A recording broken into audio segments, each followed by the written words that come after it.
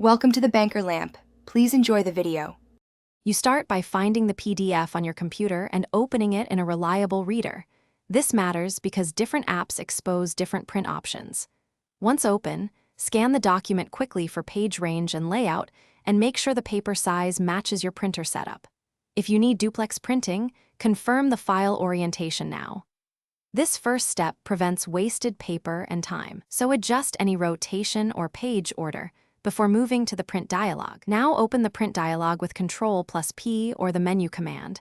You choose the printer and define pages, copies, and whether you want color versus black and white. Once done, set scaling and paper source so the document fits without clipping, and enable duplex if your printer supports it. Make sure to preview the output. This shows margins and page order, and adjust settings like fit to page or multiple pages per sheet to save paper if needed. Finally, press print and monitor the printer queue. This confirms the job left your PC and reveals errors immediately. If pages come out blank, misaligned, or missing, cancel the job, reset the print settings to defaults, and send a single-page test print.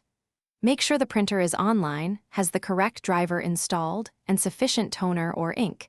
If the device still won't respond, restart it and your computer. That often clears stuck jobs and restores communication.